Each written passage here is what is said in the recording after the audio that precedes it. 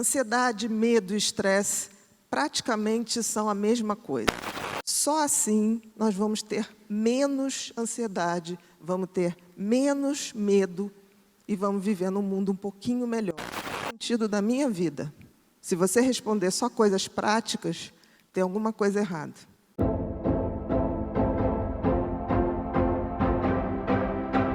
A coisa mais importante, gente, é que a gente saiba que ansiedade, medo e estresse praticamente são a mesma coisa. E a gente vai fazer essas pequenas diferenças. E tem a ver com o mecanismo do nosso cérebro que foi projetado há muito, muito tempo atrás e que já veio de fábrica, já veio no nosso DNA, para nos proteger, para fazer com que a gente sobrevivesse e para fazer com que a gente chegasse até aqui. Certamente, se não houvesse o mecanismo do medo, da ansiedade, do estresse, nós não teríamos sobrevivido para contar a história da nossa espécie e não estaríamos aqui. Com certeza, não estaríamos aqui. Então, estresse. O que é o estresse? O estresse é o mecanismo, são as alterações bioquímicas que acontecem no organismo quando eu presencio, quando eu vivencio uma situação de medo ou de ansiedade. Medo e ansiedade são a mesma coisa, são primas irmãs, são as duas faces de uma mesma moeda. A diferença é que o medo, eu tenho exatamente o que me causa essa reação de fugir ou de lutar. Por exemplo, os homens primitivos tinham medo de animais maiores e que eles tinham que sair para a caça. Então, isso é medo. Ansiedade já é um medo subjetivo, não é algo que eu diga, eu tenho medo disso. Se a gente não quiser engordar as estatísticas das pessoas que no futuro vão adoecer de ansiedade, depressão, suicídio e vícios, compulsões em geral, a gente vai ter que rever a nossa evolução. E vai ter que entender que a nossa inteligência tem que ser melhor usada.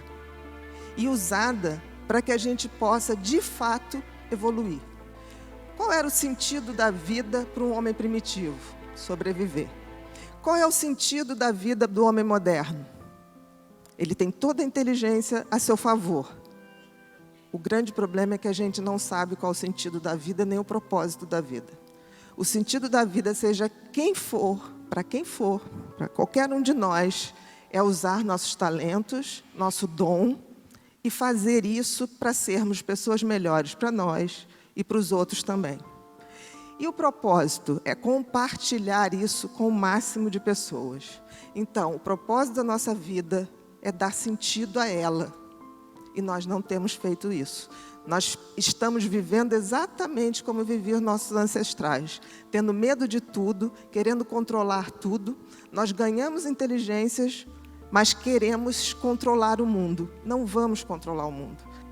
De alguma maneira, a gente começou a entender que o ser feliz, ou estar feliz, ou o sentido da vida, era algo em manada, que foi vendido para a gente.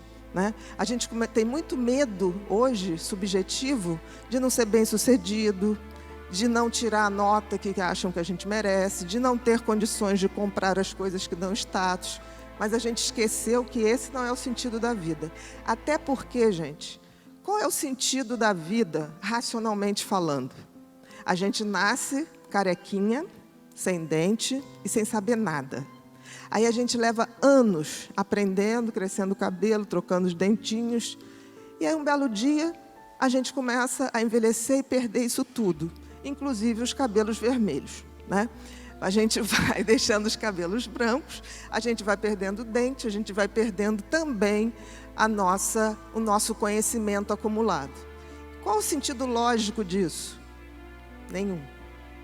Nenhum sentido.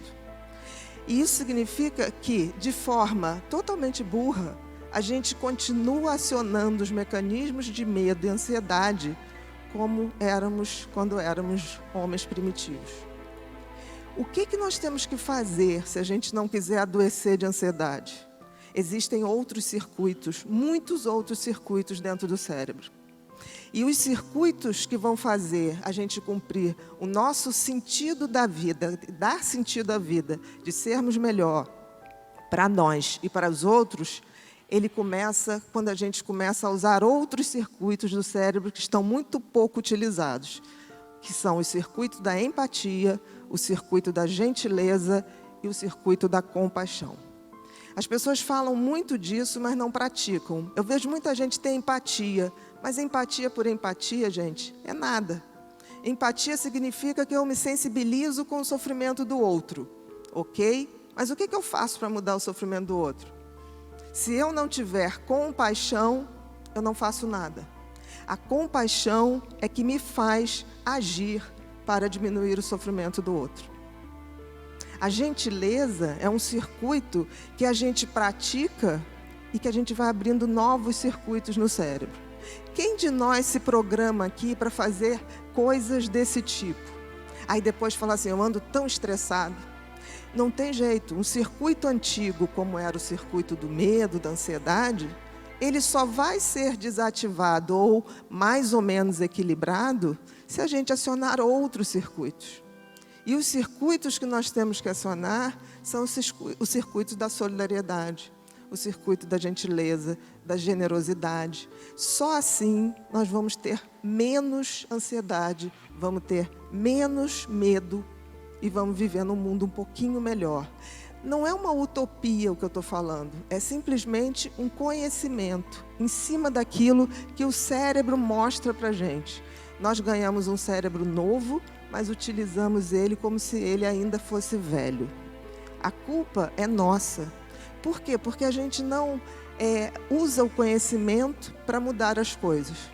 A gente hoje, a grande maioria das pessoas, vive em movimentos de manada. Não precisa muito, a gente vai a um shopping, se tiver uma loja cheia, todo mundo quer entrar na loja cheia. Ninguém quer na vazia. Então a gente anda reproduzindo comportamentos. E se a gente para a pessoa e fala, qual o sentido da sua vida? Ter filhos, família, constituir uma família, ter um trabalho, não é o sentido da vida. É o meio para se chegar ao sentido da vida. Porque o sentido da vida, gente, é a gente que faz. Dar sentido à vida talvez tenha sido o que um cérebro tão maravilhoso nos fez ver. Não tenho sentido lógico. Se não tem, eu tenho que dar sentido a isso. E dar sentido a isso é lembrar que nós estamos aqui não para sermos satisfeitos o tempo todo, para poder estar alegre o tempo todo. Nós estamos aqui para evoluir. E a evolução passa por sair da zona de conforto, ir em direção ao outro. Queremos ou não, nenhum de nós está desconectado do outro. Se a gente não entender isso e não aceitar que a vida é breve, é passageira, mas que nós estamos aqui para evoluir, a gente vai o tempo todo estar em estresse, porque a gente quer mudar o que não pode ser mudado. A gente quer ser eterno, mas a gente não é.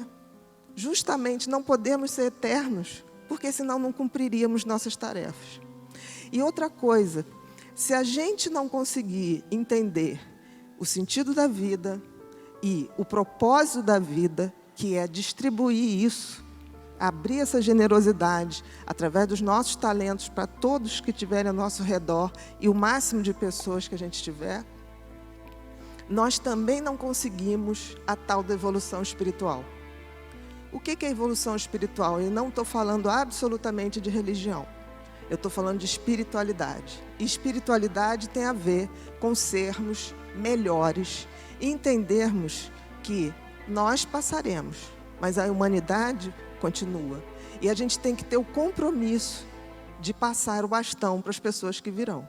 Se eu me ponho no mecanismo absolutamente egoísta, né?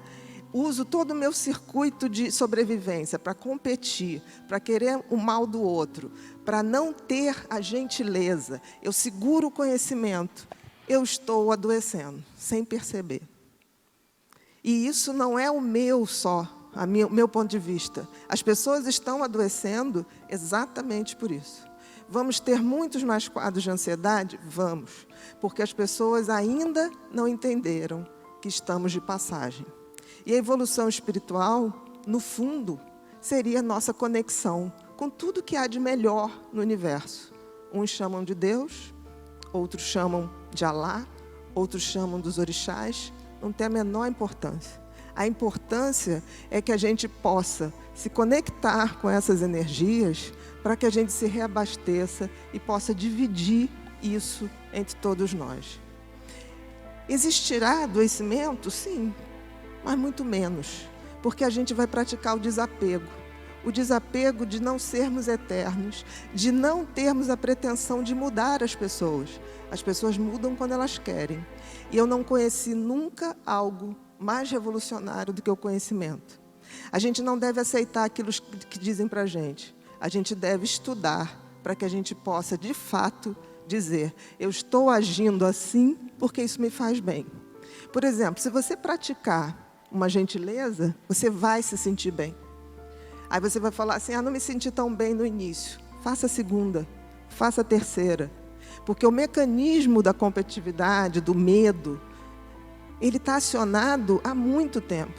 Os mecanismos da gentileza, da empatia, da compaixão, ele precisa ser ativado. Até porque a gente entende que não dava para ser tão empático ou gentil num planeta que a gente não tinha nada. A gente não tinha como comer, a gente não tinha como se abrigar, a gente não tinha como fazer essas coisas. Mas hoje nós temos. E o que a gente está fazendo?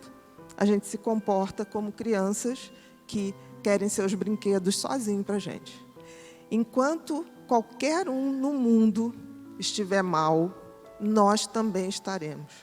É difícil raciocinar assim, mas a física quântica prova que não estamos desconectados de nada. Ao ferir uma pessoa, você se fere também.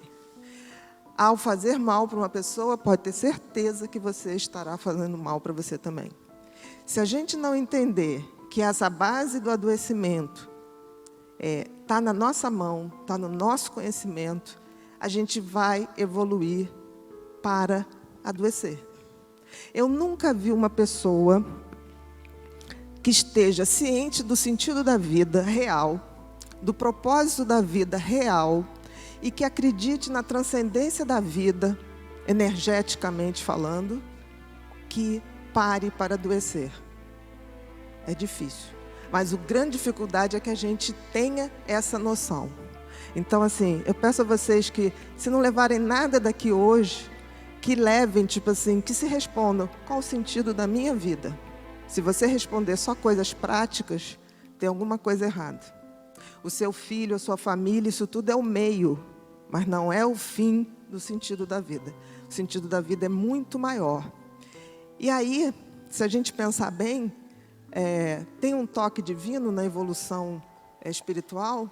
Acho que sim. Eu chamo Deus do designer do universo, por quem eu tenho profunda admiração. Principalmente porque Ele criou e fez a coisa mais extraordinária do mundo, que é o nosso cérebro. E aí eu deixo com vocês uma imagem que eu acho que vale mais do que 1000 palavras, que é a imagem de Miguel Ângelo, do quadro lindo que está na Capela Sistina, que é a criação do primeiro homem, né? E reparem um detalhe. Estão vendo Deus lá no cantinho? Vocês repararam que Deus está dentro de um cérebro? É um cérebro isso aí, gente. De alguma maneira, Deus criou, fez a sua melhor criação, o cérebro humano. E isso tem algum motivo. Talvez porque Ele, através dele, se comunique com a gente. Mas a gente tem que abrir os portais desse cérebro de forma a sermos mais humanos na acepção mais concreta e transcendente da palavra.